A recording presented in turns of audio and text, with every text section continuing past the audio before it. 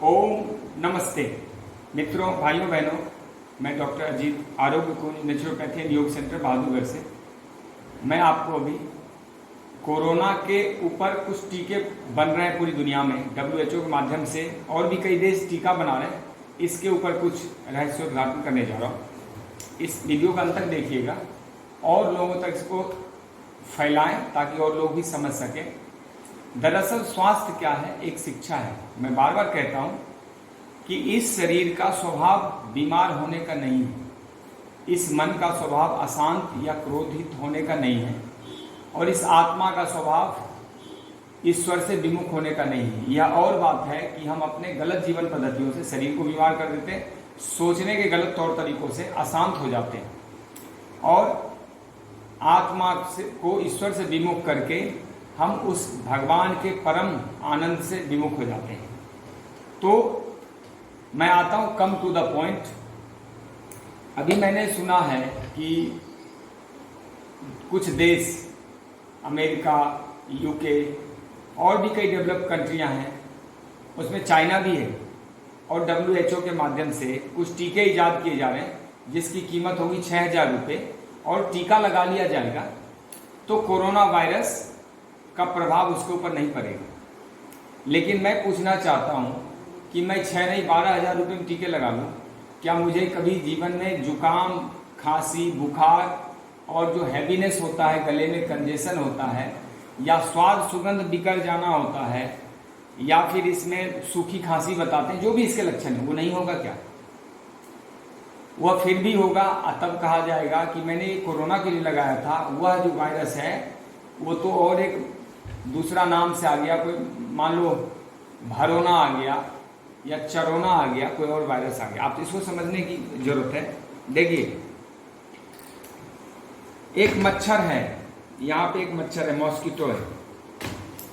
मुझे किसी वैद्य ने कहा कि मैं एक ऐसा आपको दवाई खिला देता हूँ या टीके लगा देता हूँ कि आगे से आपको कई मच्छर काटेगा ही नहीं।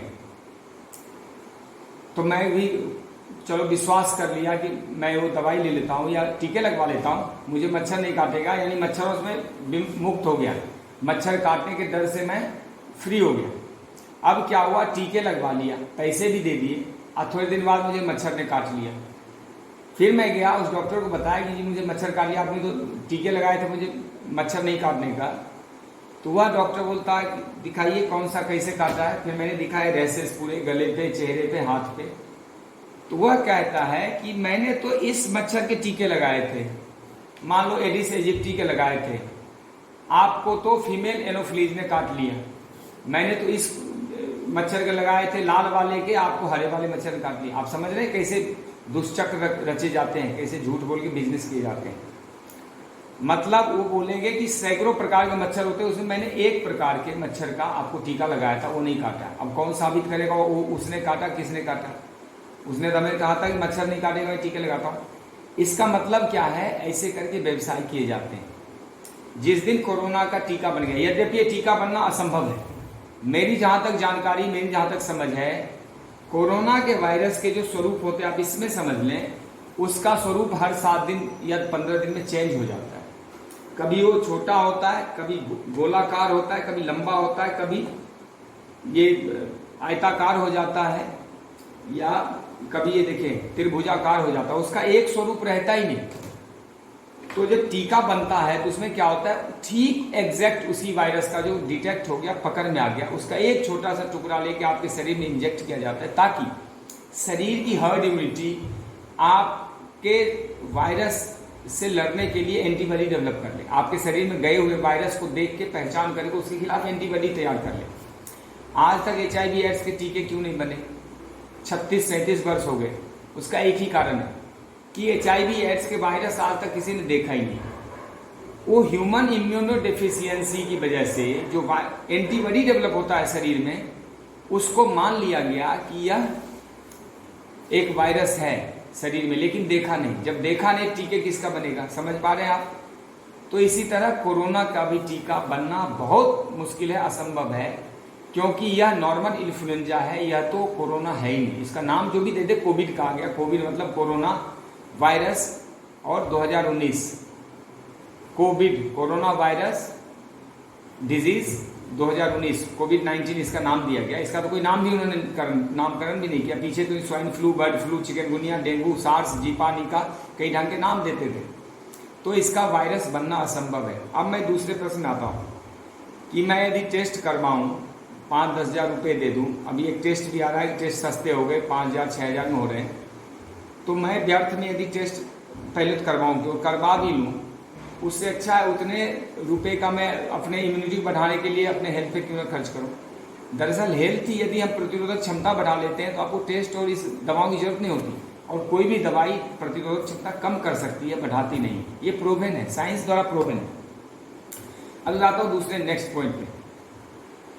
एक यथार्थ कटु सत्य है कि आपको जिस चीज का पेशेंट चाहिए, जिस रोगों का, उसका टेस्टिंग शुरू करो। जैसे मान लो इन्होंने कोई टीका बना भी लिया कोरोना के खिलाफ, तो जिस दिन टीका लगाना शुरू कर देंगे उस दिन टेस्ट बंद कर देंगे, और टेस्ट बंद करने के बाद ये साबित करना शुरू कर देंगे कि कोरोना खत्म हो गया। अब जो सर्दी जुकाम बुखार या हैवीनेस होगा, चेस्ट कंजेशन होगा, उसको कुछ और नाम देंगे, बोले ये तो कोरोना नहीं है, ये तो कुछ और है। तीसरा एक नाम दे देंगे वायरस का। यही खेल चलता है। पोलियो में भी यही खेल चला था। पोलियो का टीका लगने के बाद जिसको पोलियो आ गया, वो जिसके टीके लगे थे 88 प्रकार के वायरस में एक प्रकार में लगे थे, वो 87 में से एक है। ये वो 88वां जो पोलियो था वो तो है ही नहीं। ऐसे करके बनाए जाते हैं, मेरी बात को समझिएगा। तो जिस वायरस का पेशेंट चाहिए, मान लो आपको कैंसर का पेशेंट चाहिए, पूरे देश में कैंसर का टेस्टिंग शुरू कर दो, आपको 10-20 लाख पेशेंट ऐसे मिल जाएंगे, करोड़ों में भी मिल जाएंगे, क्योंकि कैंसर के सेल तो डेवलप होते ही रहते हैं शरीर में।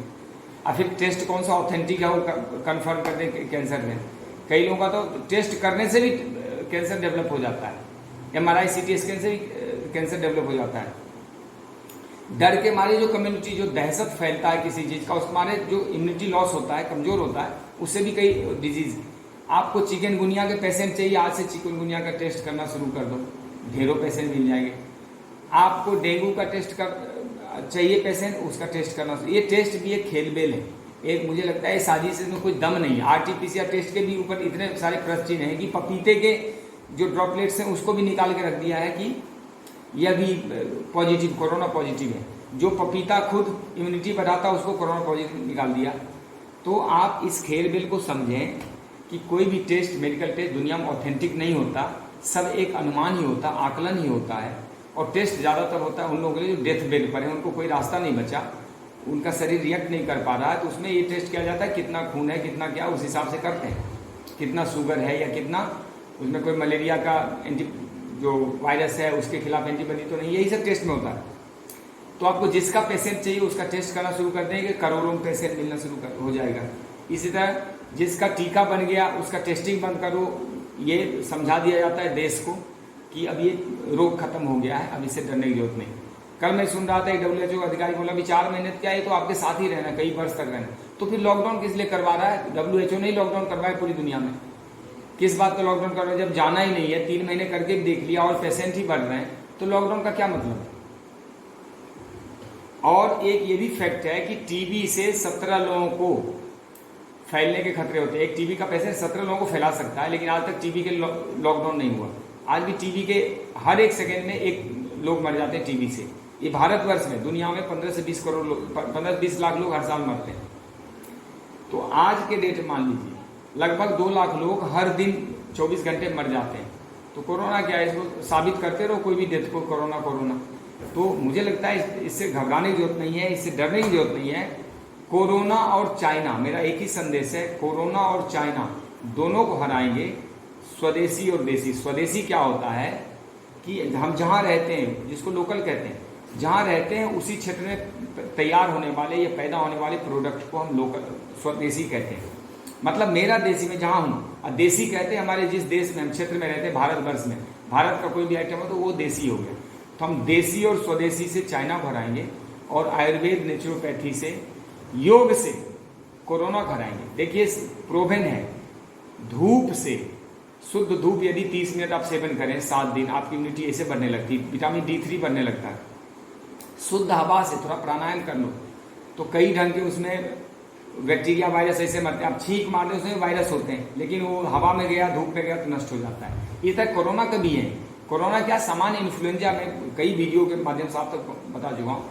इन्फ्लुएंजा में ये उल्टी दस्त, उल्टी दस्त तो चलो डायरिया हो गया, ये जुकाम, बुखार, खांसी, थोड़ा सूखी खांसी, हैवीनेस, स्वाद सुगंध बिगड़ जाना, ये तो आदिकाल से चला आ रहा, आगे भी होगा। टीका लगा तो फिर भी होने वाला है, ये बंद थोड़े होने वाला है। तो ये दोनों को हराया जा सकता है। मैंने कई पिछले वीडियो में आपको बताया है कि पान के डंठल का रस, लहसुन का रस, अदरक का रस, कच्ची हल्दी, नींबू का रस, शहद, सेव का आसम, ये सब मिला के इसका एक चटनी बना के चाट लिए जाने 2-3 दिन खत्म हो सकता है। नींबू पानी, गुनगुना पानी पी के हॉट फूड करने से खत्म होता है। धूप में बैठे कंबल ओढ़ के तो भी पसीने निकलने से वायरस खत्म हो जाते हैं। पत्तों का सेवन करने से, फल खूब खाइए, रसदार फल, जूस पीजिए, उससे भी खत्म होता है। विटामिन सी वाली चीज़ें ली, कितना लेना है, 400-500 ग्राम ले, 4-5 आम खा लें, 3-4 दिन खाए, 1 सप्ताह खाए, तो इस ढंग से इसको हराया जा सकता है। कुछ भी नहीं, मेरे मन में 1-2 बातें आई थी, मैं आपसे ये शेयर करना चाहता था।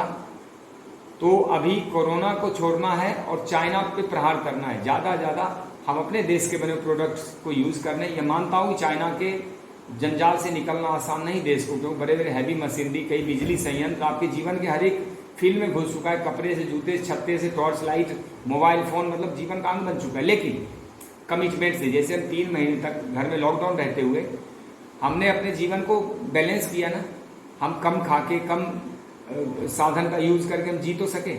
इसी तरह जहाँ तक बच सकते हैं बच के, और थोड़ा पैसे अधिक भी, यदि मुझे 100 रुपये में कोई खिलौना मिला देसी, तो 30 रुपये का हम चाइना खिलौना नहीं खरीदेंगे। ऐसा मन को साध के हम अपने उन लोगों की मदद कर सकते हैं जो अपने देश में व्यवसाय कर रहे हैं, और चाइना को भी हरा सकते हैं।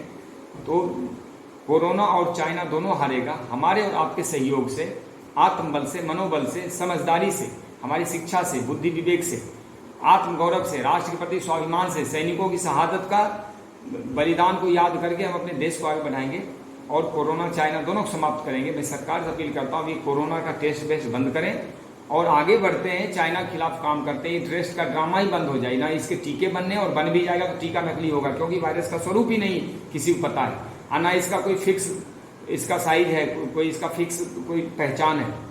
जब ये चेंज हो रहा है तो किस बात के टीके बनने और किस बात के टेस्ट करने, और टेस्ट करते जाओ, करोड़ों पेशेंट मिल जाएंगे आपको 20 करोड़ पेशेंट मिल जाए कोरोना, 100% टेस्ट करो, 37 वर्ष लग जाएंगे इतने पूरे टेस्ट करने में, ऐसा आकलन किया जा रहा है। तो इन्हीं बातों के साथ अपनी वाणी विराम देता हूँ। धन्यवाद। ओम जय हिंद।